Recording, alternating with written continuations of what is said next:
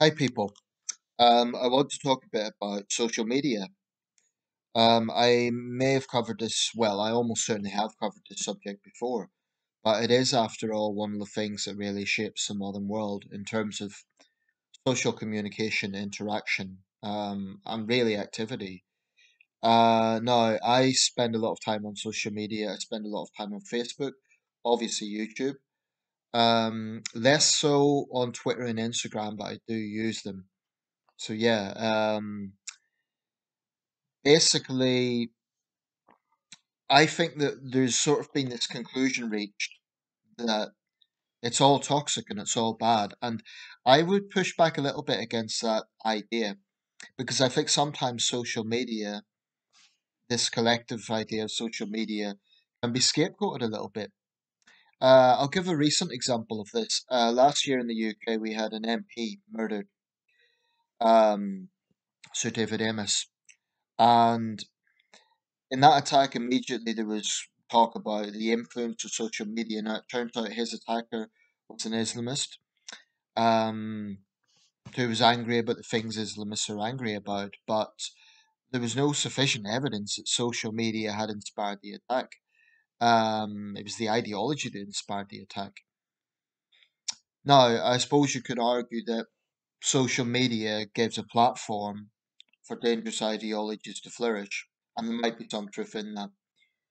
But the whole conversation at the time was about how to control content online. And I think we lost sight of the fact that the issue at hand, pan Islamist extremism, was really what should have been discussed. But we can look at lots of problems that are associated with social media and really extend them to the world before social media. Let's look at a few. Cyberbullying. Well, this is one that is, something that people say has got worse. So people get targeted, they become sort of the victims of a smear campaign, or there's this relentless abuse. Well, the thing about that I've always been a bit cautious about on that is, and this is not from lack of empathy for victims, the people to blame for bullying are 100% the bullies, obviously. But there are safety mechanisms online. There is a blocking button. No, I'm not overly simplifying this. This isn't always possible. You might have some cases hundreds of people laying into someone. So blocking all of them isn't always the most practical thing. But I'm not quite sure I go along with the idea it's the Wild West, like just anything goes. Um, there are safety mechanisms in place that these companies use. So I think what needs to be done is moderators need to act quicker. But this in itself actually is it's something I'll come back to because that's something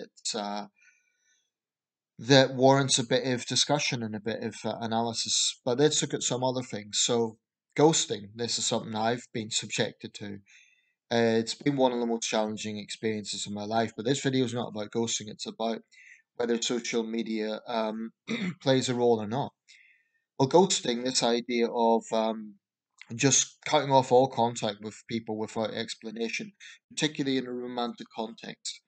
So that is to say, you don't break up with someone formally. You just leave. You just vanish. Um, it may be that people think that they are being kind to the other person by saying nothing. It's actually, I can testify, it's the exact opposite. It's it's cruel and it's cowardly. It's cowardly because you're not taking responsibility, and it's cruel. Even if that isn't the intention, it's just playing with someone's emotions, getting them building up this hope and then just taking it away without explanation and leaving the other person to wonder what on earth's happened. It's now I'm realistic. I know that the person in my case is probably gone forever. But anyway, okay, so there's that problem that we get from particularly online social dating, um, online dating, which kind of comes under the banner of social media, I guess. But in the past, there were equivalents. If you went on a date and someone stood you up, that's kind of the equivalent. Maybe it's not quite as bad because that's disappointing and it's very inconsiderate and rude, but it's maybe not as bad because You haven't had any communication, so there isn't that build up of hope in the same way. But it's still rude and it's inconsiderate behavior. But the thing about ghosting is, I guess it doesn't necessarily need the online format to do that. I mean, you could have someone in a physical relationship. They could meet someone and be dating that person, then the person just vanishes. It doesn't necessarily require the medium of social media. So again, that might be an area that I can't say this wouldn't have happened to me without the online format, because maybe it would. Maybe that would just be my bad luck. Um, I've had positive experiences too, where I've had relationships with people and it's been good, and it hasn't worked out in the long run for practical reasons, but we've maintained a good relationship since. Um, we talk occasionally, we get on well. So I think with online dating, there are problems that you wouldn't get in the real world, but I think there's always been selfish and inconsiderate people. I'm not sure that we could just say this is only a new phenomenon with social media or with online dating. Perhaps the difference is it does give people a tool to not take responsibility for their own actions, whereas before maybe it was a little bit harder to do that. They'd have to make up excuses or something. But I do think there's always been selfishness out there. Um, but I don't want to be overtly negative with this. I think that we have to also look at the positive side of social media. I mean, if you lose touch with a friend and that friend's in another country or in even another part of your country, social media, you can find them online and reconnect with them. That's a good thing. I don't think anyone would say that's a bad thing. Um, you could stay in touch with family. I mean, my brother and his family are in the United States. I'd have no way to communicate with them without a computer. I certainly can't afford long distance phone calls, and it's just not practical. So there's that. Um, there's also, these platforms can be used in a positive way. If, for example, people are trying to spread awareness of something or a campaign. Now, I know campaigns can be divisive, but they can be a tool for that. They can be a tool for empowering people. In fact, during the Arabian Spring, I remember a lot of young Egyptians were using social media to spread awareness of things, and that's been done for basically every major campaign since. Of course, paradoxically, it can also be used for disinformation. Totalitarian states can utilize social media to spread lies. Russian bots, for example, can spread lies about the war in Ukraine. So there is that risk with it. And I guess you could argue that technology can exacerbate these problems.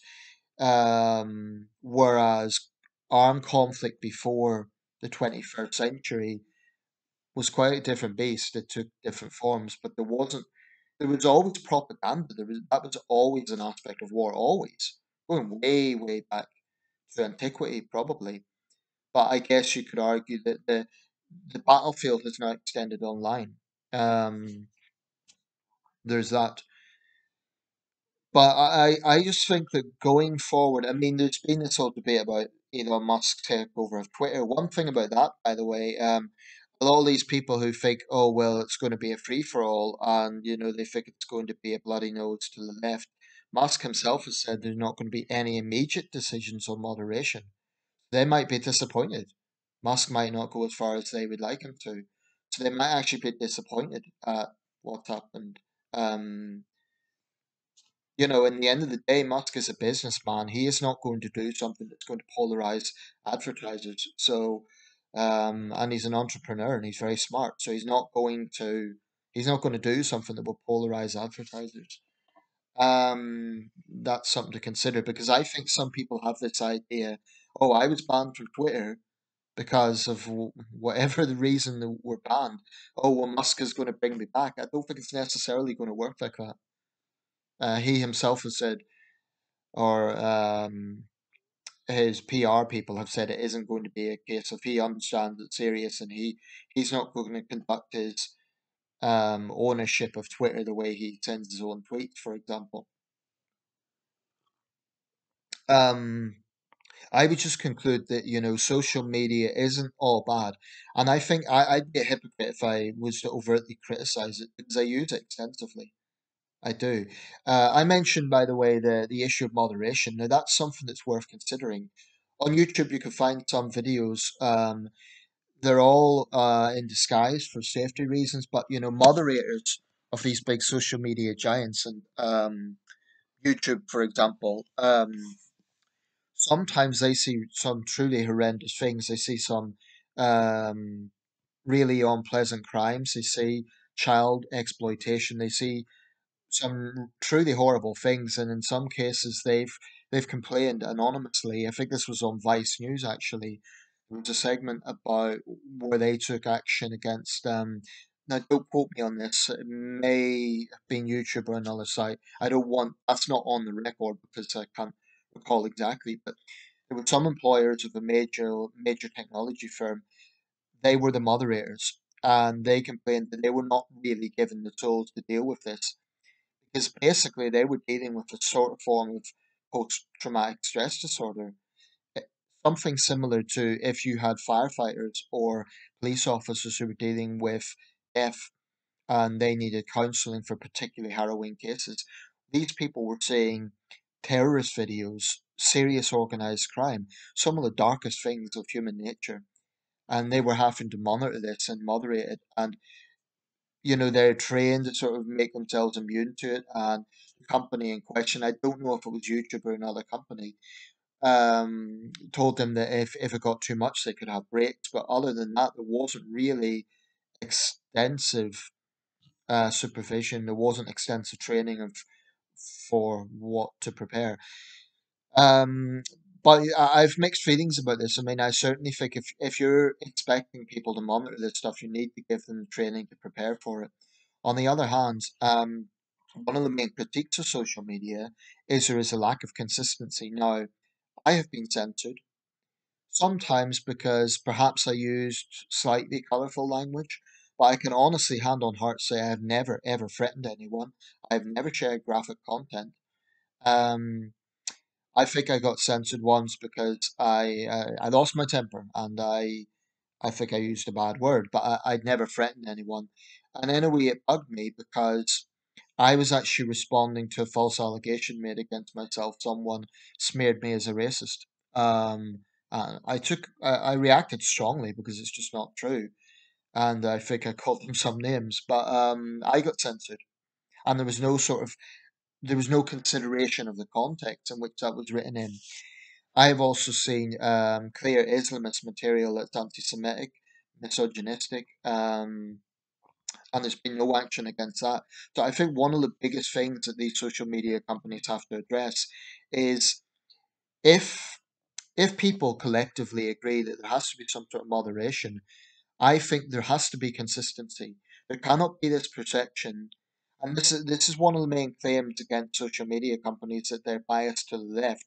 Now, I think it's quite difficult to prove that overall, because on a given day you're going to have millions of posts, and I've seen certainly opinions from the left and the right. I think there is some truth in it, some truth. However, I do think conservatives somewhat exaggerate this, um, in the sense that they're suggesting they can't have a voice at all.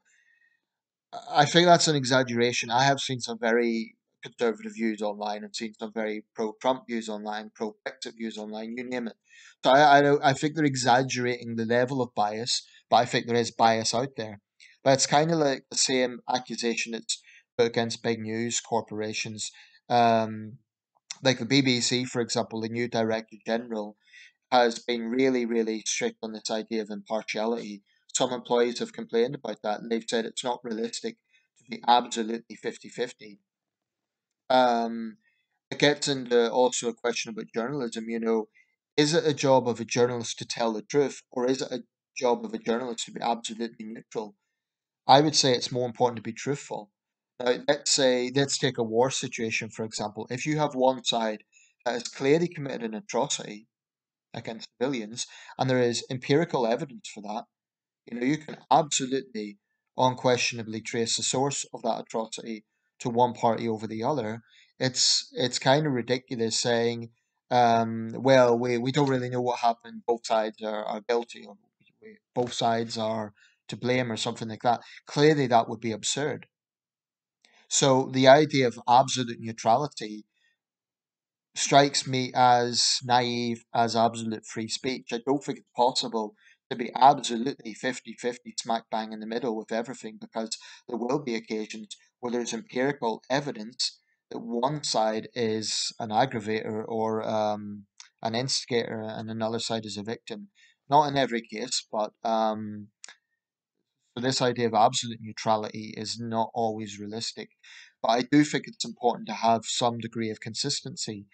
If you get someone who complains about Islamist ideology, I'm using this as an example, because I do think this is a problem, and they get censored for so-called Islamophobia, but you have Islamists freely making anti-Semitic comments or misogynistic comments, and nothing is done about that, then there are valid questions about what's going on with moderation.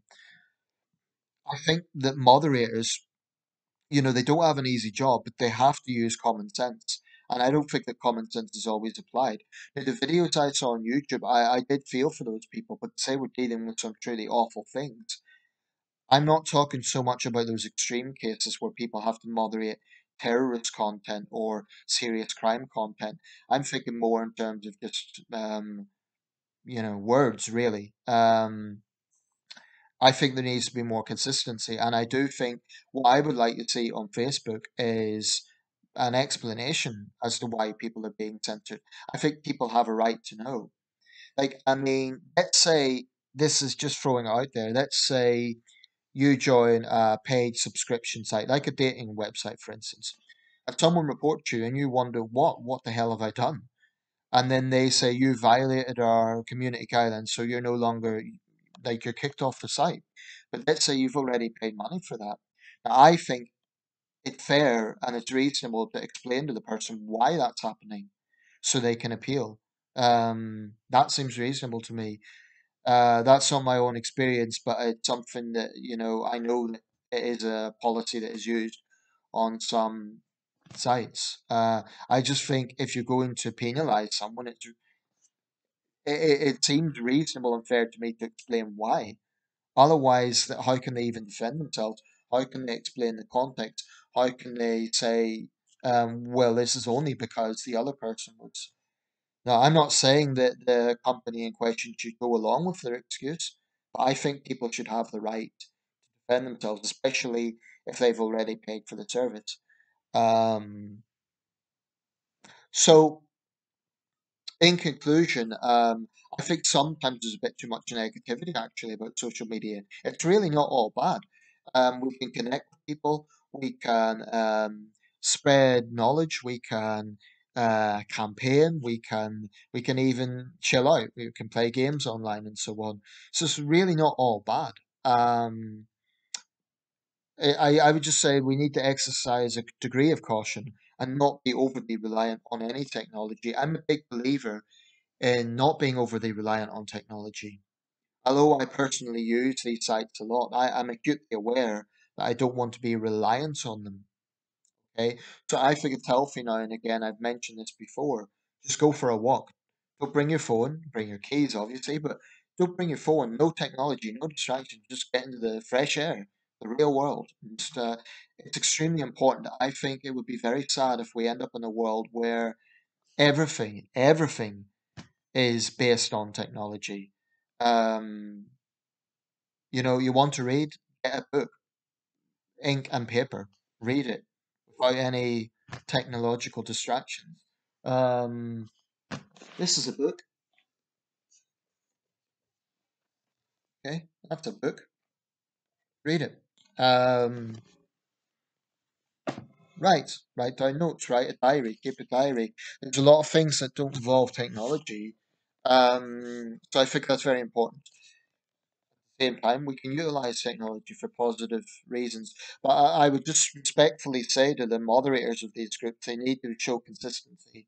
And I just think, whilst it is important that they act against violent content or genuinely hateful content, it is very, very important that there is as much freedom of speech as possible and plurality of opinion as possible.